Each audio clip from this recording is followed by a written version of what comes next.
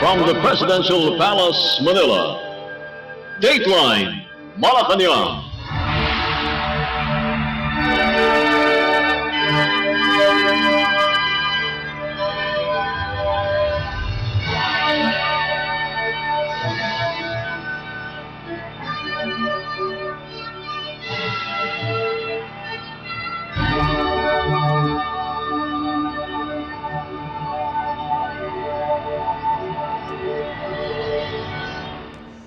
Good day. This is Dateline Malacañang. Philippine President Ferdinand R. Marcos Jr. on Sunday led the kick-off rally of the Bagong Pilipinas or New Philippines brand of governance at the Quirino Grandstand in Manila.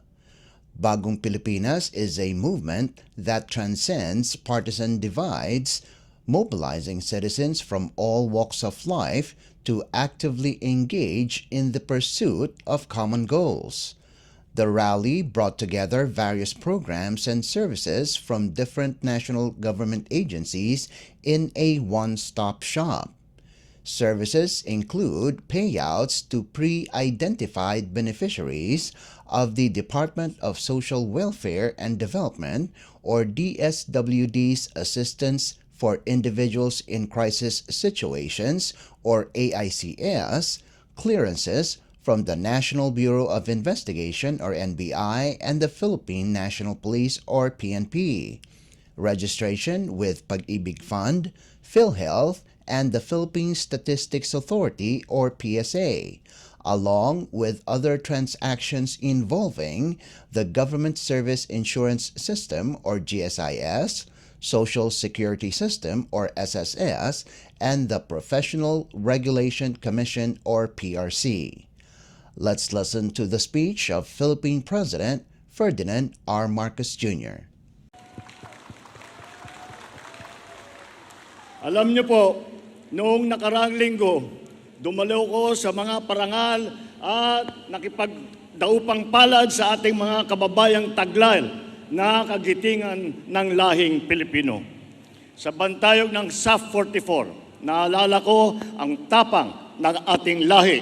Silang nauubusan ng bala pero hindi nauubusan ng lakas ng loob. Sa inaugurasyon ng Lung Center of the Philippines, Lung Transplant Program, nakasalimuha ko ang mga walang takot na mga frontliner natin na sa harap ng rumaragasang COVID-19 pandemic ay hindi nagpatinag. Sa loob ng Barasoyan Church sa Malolos, sumariwa sa aking isipan ang pag-igit ng ating mga bayani na ang kalayaang nakamit ay hindi na maaaring bawiin. Sa pagyapak ko sa ating mga PWD na atleta na naghakot ng medalya sa Asian Para Games, nadama ko ang diwang ng paglulupig sa anumang balikid. Sa pagbukas ng higanteng petrochemical plant sa Batangas, tumambad sa akin ang sipag at talino ng mga Pilipinong manggagawa at mga nangangalakal. Bakit ko po isinasalaysay itong ngayon bilang pamungad ko na pananalita? Sapagat po, sa gitna ng pagdududa na walang pag-asa ang bayang ito, sila ang nagpapawalang bisa sa mga maling haka-haka at paniniwala. Sa negatibismo na tila bumabalot sa ating bansa, na binabaluktot ang ating kakayahang umusbong, ang mga nababanggit ko, mga bayani, ang patunay na kahit gaano kahirap ang hadlang, kaya nating umunlad at magwagi. Sa ating mga kapwa Pilipino na mababa ang tingin sa kanilang sarili at kakayahan, ang mga nababanggit kong huwarang Pilipino ang itataas ang ating noo kahit kanino. Sa mga makakasarili na pilit tayong hinahatak sa landas na tayo-tayo at prinsipyong kanya-kanya, ang mga nabanggit kong huwarang Pilipino ang patunay na may tagumpay kung sama-sama tayong nangangarap at sabay-sabay tayong kumilos.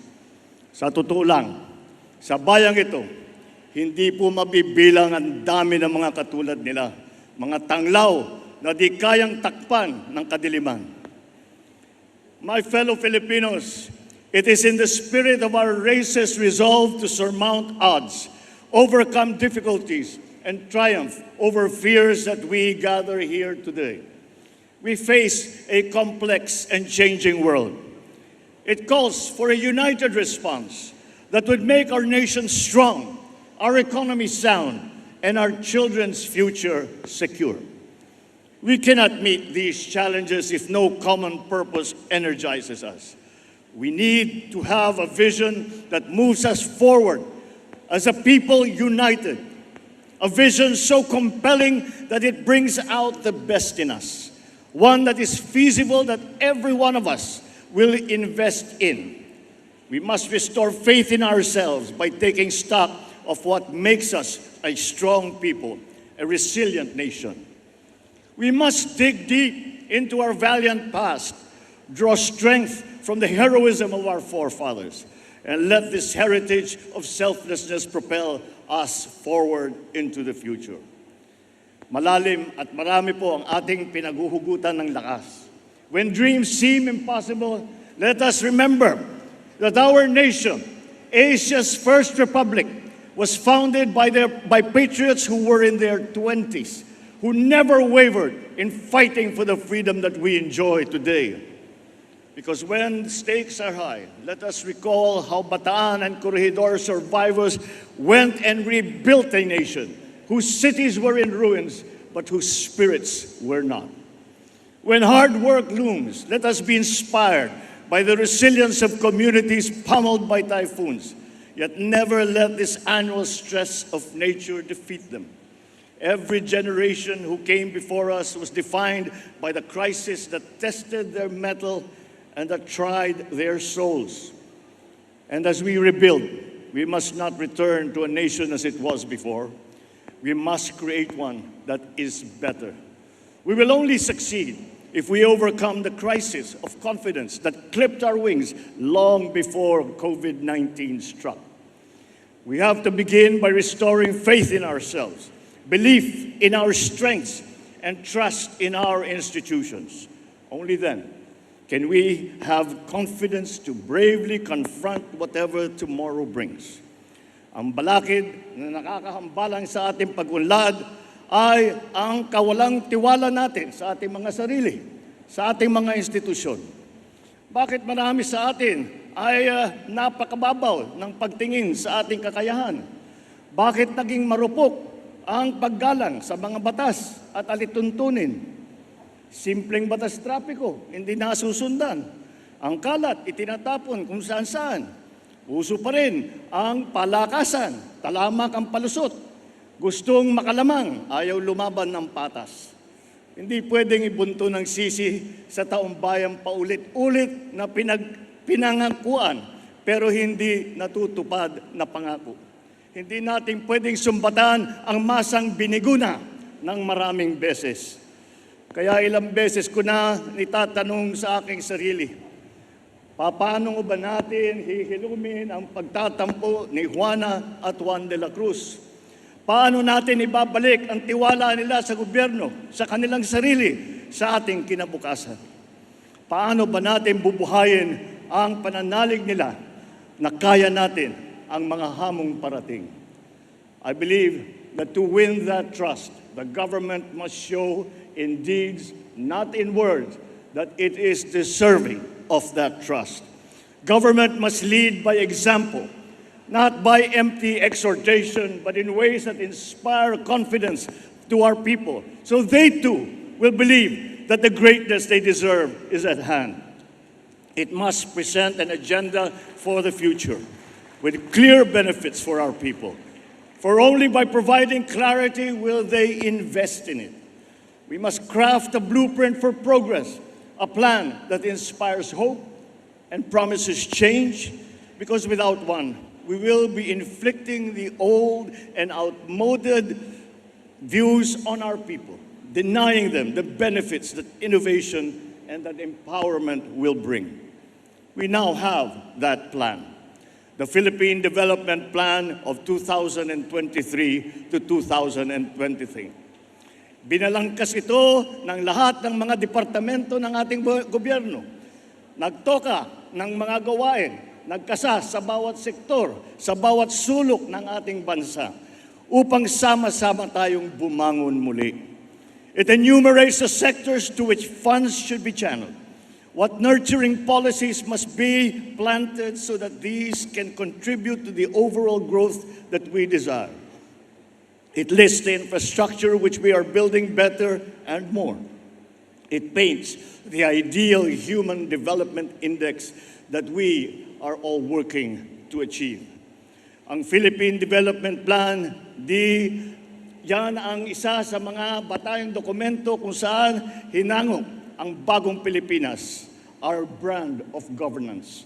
Ang bagong Pilipinas ay hindi slogan na basta lang binigkas o bumper sticker na kung saan na lang ikinakabit na ibiniburda sa damit.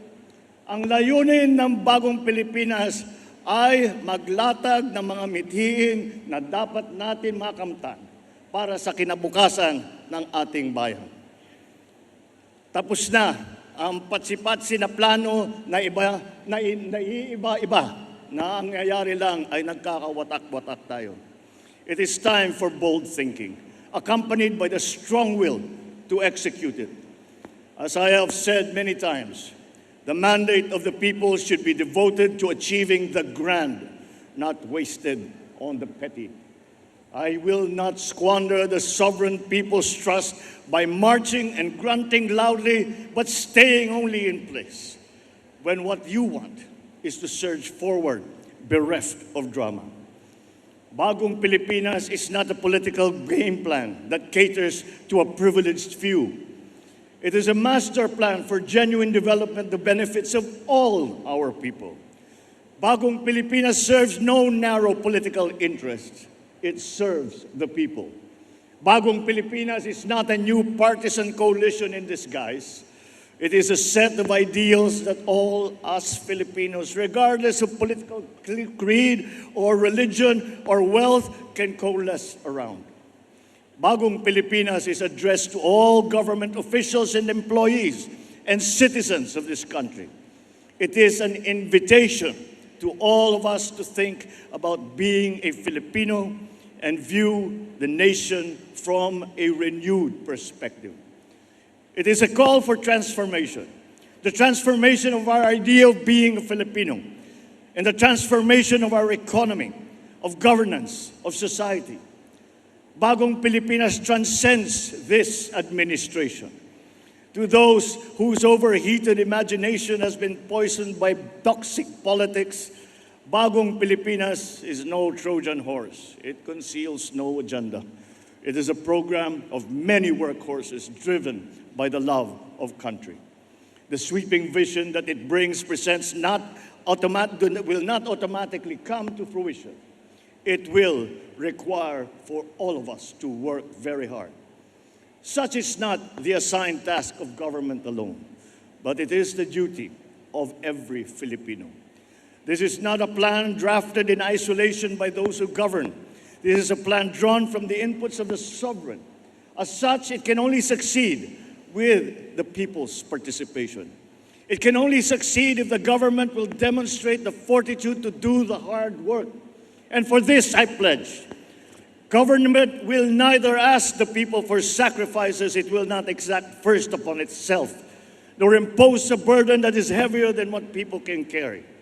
Sa bagong Pilipinas, ang pagbabago ay nagsisimula sa pamahalaan.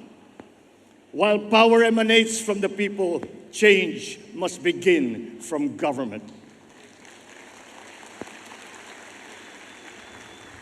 Kaya naman, ito ang aking mga mahigpit na tagubin sa mga kawanin ng gobyerno. Una, bawal ang tamad at makupad sa pamahalaan. Walang puwang ang mga mabagal at sagabal sa serbisyo publiko. Services must be fast. Projects must be completed on time. Deadlines must be met per schedule.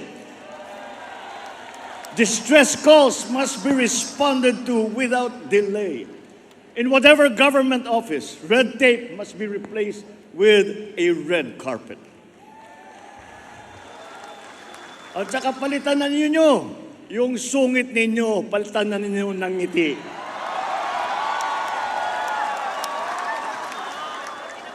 Complex requirements and the processing time must be reduced. Pangalawa, bawal ang mga hindi tapat at nangungulumbat. Kapag pera ng bayan ang nawala dahil sa katiwalian, ang mga taong paglalaanan sana ng pondong naglaho ay nananakawan. Sa bagong Pilipinas, bawal ang waldas. Ang paghahanda, lalo na ang paggugol ng budget ng bayan ay bukas sa publiko at hindi kinukubli. Walang parte nito ang kinukupit o sinusubi. Pangatlo, bawal ang mga pang-api at naghahari-harian.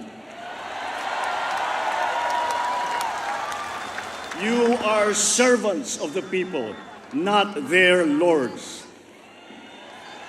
Huwag nating pahirapan ang taong bayan, bagkus suklian ang kanilang tiwala ng magalang na panunungkulang. So let me reiterate this. Feedback is essential to government. Without it, mistakes cannot be corrected. Bad behavior cannot be sanctioned. Best practices cannot be learned, and good deeds cannot be commended. Sa bagong Pilipinas, ang masama ay ireklamo, ang mabuti ay irekomenda. Ngunit ang mga papuri at puna ay hindi dapat hintayin kumatok na lang sa ating mga opisina. Obligasyon natin na nasa gobyerno na hanapin ito. Kailangan natin bumaba sa masa upang tignan ang kanilang kalagayan at alamin ang kanilang hinaing. Huwag iasa ang pagpisil sa kanilang pulso sa mga report lamang. Tapos na ang panahon ng pagkukuyakoy sa loob ng mga tanggapan ng gobyerno. Halimbawa, imbis na suriin ang isang suliranin sa walang katapusan baliktatan ng mga tao sa gobyerno, bakit hindi lang magkaroon ng konsultasyon sa mga naapektuhan? Sa bagong Pilipinas, ang mga mamamayan ay dapat ligtas. Ligtas sa krimen, ligtas sa kalamidad. Sa mga pulis, ating mga bumbero, tiyakin ninyo na agarang pagresponde sa bawat tawag at sumbong. Ngunit, ang pinakamahalagang dapat bawasan ay ang dami ng tawag at sumbong sapagkat nangangahulugan ito na bumababa na ang bilang ng krimen. Ang inyong sigasig ay susuklian natin ng suporta of ample resources to move, to communicate, and to solve the problems that we are faced with, including tools to prevent a different kind of stealing. When contents of e-wallets are picked by cyber criminals, when their dirty hands reach our children through computer screens, we will boost the defenses of our people and communities against calamities. More than paying tribute to their resilience, we must provide them with resources. Sa bagong Pilipinas, una ang kabataan dahil prioridad ang kanilang kinabukasan. Pangangalaga sa kalikasan ang pangunahin nilang pagkakabalahan. The reforms that we envision for our educational system should be showcased in our classrooms. The gist of which is this: a learner with books on their table, a well-trained, highly motivated, well-paid teacher in front of them, teaching a curriculum carefully created to our needs under a setting wired to the digital world. Sa gitna nito, ang sentro ng ating pagsisikap, isang batang natututo. To learners who are hungry, we will provide meals because one cannot feed the mind habang umuugong ang kanilang mga tiyan. Through Bagong Pilipinas, we will meet our greatest obligation to our youth, to mold them into critical thinkers, problem solvers, and visionaries for their country. Panahon na rin upang bayaran ang ating utang sa mga magsasaka at mangingisda. Those who feed the nation, but ironically cannot feed their own family. Nagbabadya ang El Nino, ngunit babahayin natin ang agrikultura ng mga programang nababawas na perwisyong dulot nito.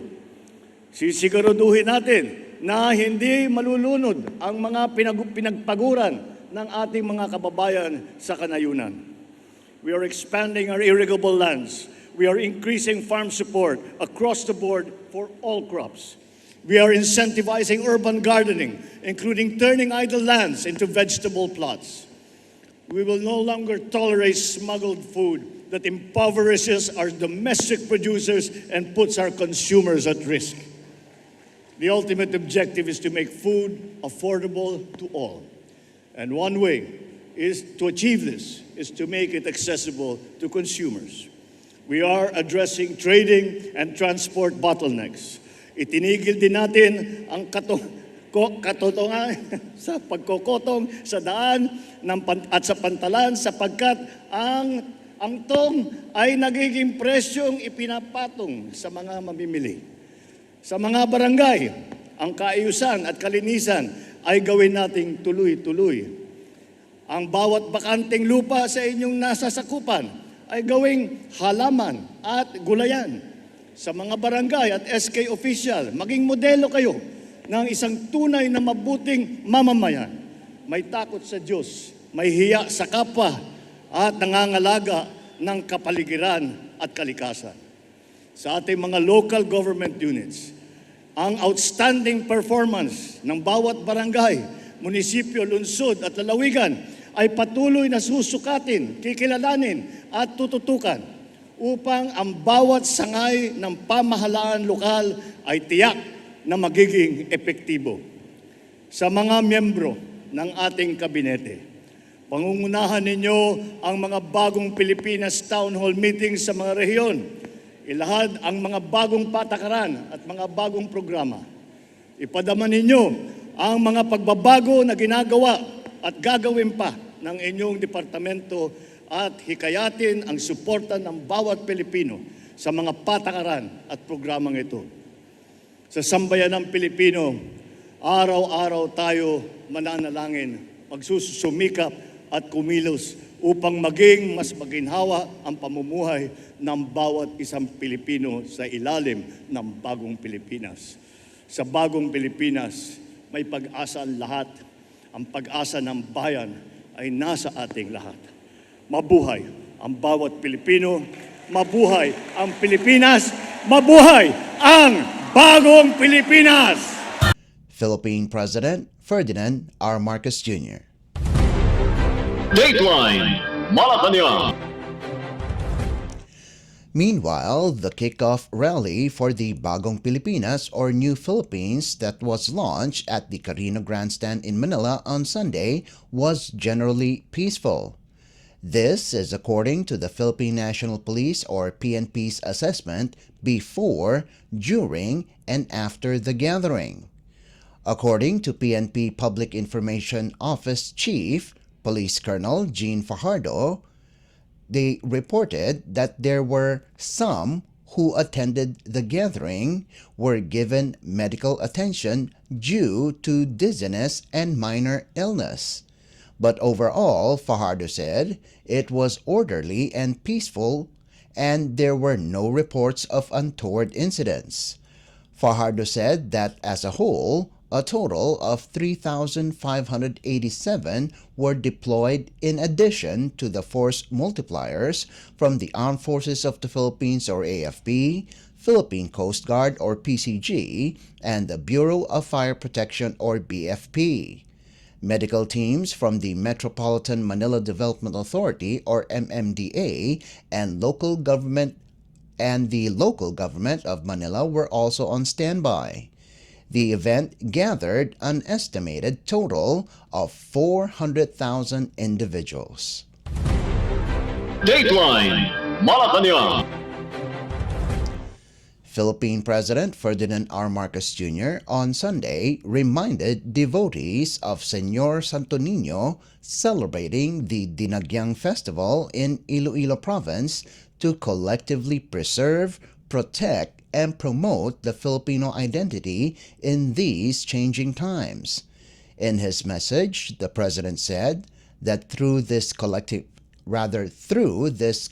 effort, the Filipino people can ensure the continuity of the distinct way of life that binds all citizens as one nation. The chief executive said the Dinagyang Festival showcases the vibrancy of Iloilo and the profound sense of unity and pride that defines its proud and resilient people. President Marcos Jr. said the festival is a reflection of the rich and colorful mosaic that makes up all indigenous groups, including the brave and enduring Ati people whom are honored this day. The Dinagyang Festival is celebrated each year in the Philippines in honor of Santo Niño or the Holy Child. It is celebrated every fourth Sunday of January in Iloilo City. Dateline Malacañang. Philippine President Ferdinand R. Marcos Jr. is set to leave for Hanoi on Monday, January 29th for his two-day state visit in Vietnam. The President is scheduled to meet President Vo Van Thong, Prime Minister Pham Minh Chinh, and Vietnam's National Assembly Chairman Vuong Dinh Hue during his trip, where discussions on the multifaceted relationship and ways of exploring deepening of cooperation across different fronts will be expected. Earlier, the Department of Foreign Affairs or DFA said the chief executive and Vietnamese officials are seen to explore more collaborations to ensure adequate rice supply in the Philippines, as well as improve bilateral maritime cooperation. DFA Assistant Secretary Eileen Mendiola Rao said, the agency expects the visit of President Marcos Jr. would involve an in-depth discussion on agricultural cooperation. President Marcos will also meet with top Vietnamese business leaders to encourage closer trade and investment cooperation between the two countries. The Philippines' relations with Vietnam has spanned for almost 50 years, with the establishment of bilateral relations in 1976. Dateline Malacañang. The Philippine Drug Enforcement Agency, or PDEA, refuted claims that President Ferdinand R. Marcos Jr. is included in the drug watch list. This was the reaction of PDEA to the statement of former President Rodrigo Duterte that when he was still mayor of Davao City, he said President Marcos is in the drug list. PDEA explained that since it was activated in 2002, President Marcos Jr. was never included in the agency's National Drug Information System, or NDIS, which serves as a database of drug personalities. PDEA also mentioned the drug list of Duterte when he assumed office in 2016, or better known as the narco list. The list was also subjected to validation and revalidation by the PDEA and the Interagency Drug Information Database, or IDID. President Marcos's name is also not included in the IDID. Dateline Malacañang. And finally, the Octa research said that 14% or 3.7 million Filipino families has experienced self-rated or involuntary hunger in the last quarter of 2023. In its Tugon ng Masa or TNM survey that was taken from the 10th to the 14th of December last year, Octa reported that the 14% involuntary hunger for the fourth quarter of 2023 is higher compared to the 10% or 2.6 million families that was recorded in September of 2023. The survey also showed that the Visayas registered the highest incidence of self-rated hunger at 19%, followed by Mindanao with 18%, Balanced Luzon with 11%, and the National Capital Region or NCR with 8%. Meanwhile, the 18% self-rated hunger in Mindanao last December is higher than the 9% registered in October of 2023. For families who experienced hunger in the past 3 months, 89% said they experienced hunger one or a few times, while 11% said they always experienced starvation. In the meantime, self-rated poverty slightly lowered to 45% or 11.9 million families in the same period. The self-rated poverty rating is slightly lower than the 46% rating or 12.1 million families recorded in October of 2023. Dateline Malacañang. Before we conclude our program, we would like to invite everyone to come and visit our Facebook page at Radyo Pilipinas World Service. You will be able to hear and view our Filipino and English programs, including news updates here in the Philippines. Kindly subscribe, like, and share our posts as well. And that concludes this edition of Dateline Malacañang. For Radyo Pilipinas World Service, this is Leo Magpayo. Good day and stay safe. From the Presidential Palace, Manila, Dateline Malacañang.